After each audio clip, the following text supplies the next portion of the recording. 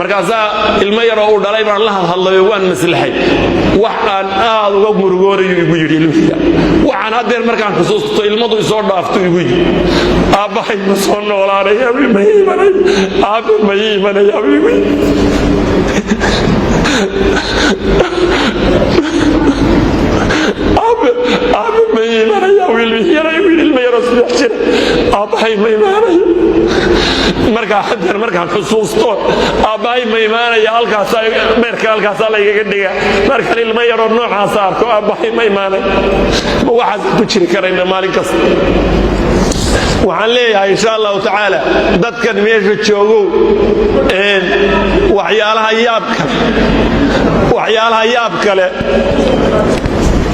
waxyaalaha yaab kale idinku dhexdiinaad iska haysaan dadka kale markan oo kale waxa dhexdooda waa dhigaan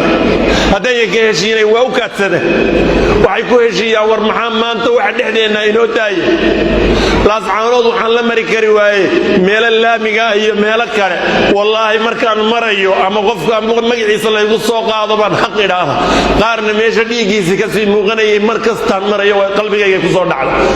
ma meel kastoo laascaanood ka mid aynu ka naxayno oo dhiiggii qofka lagu daadiyey ama inagu aan dilna ama cid kale ha dishe ama daalimkaa dhumanaya ha dile ma waxaasaynu ku noolaan karaynaa ilah baan idinku dhaari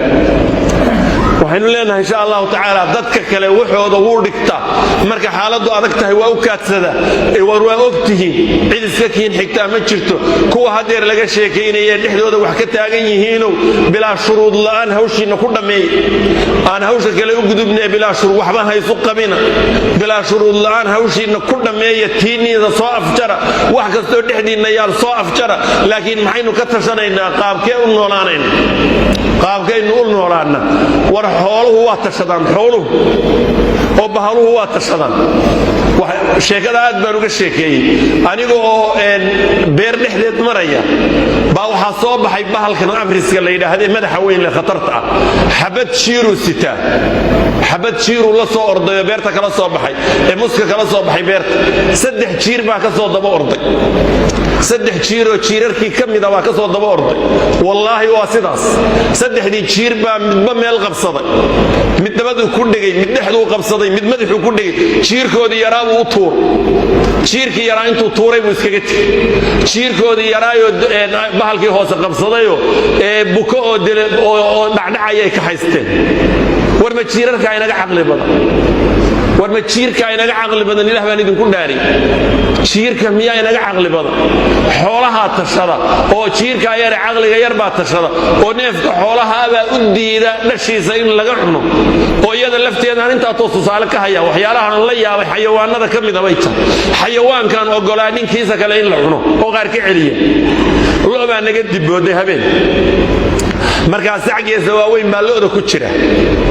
siciibaa dhurwaayaa soo weeraray siciibaa wuxuu u diiday xabad dhurwaayihi inay lo'dii taabato hadda waa sace dibi maaha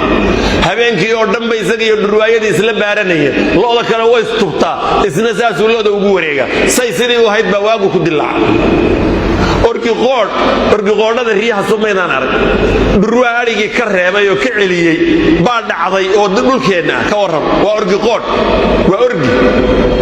dhurwaagii adhiga baacsanayay buu ku soo jeestay isagiiyo dhurwaagii baa say isula rafanaya waagu isugu beryay adhigiina waa tegey aroortii baa ninkii adhiga lahaa wuxuu yimi orgiqoodhkii iyo cidlo intuu ku daalay fadhiya iyo dhurwaagiiyo saaka iskaga tegey marka waagu beri waa orgiqoodh warma orgi baynu ka liidannaa ma labadaa 3daa jiir baynu ka liidannaa ma sacaa loodii badbaadiyey baynu ka liidannaa ilaah baan idinku dhaari haddaba waxaad tidhahdaan xoolaha innagaa ka liidanna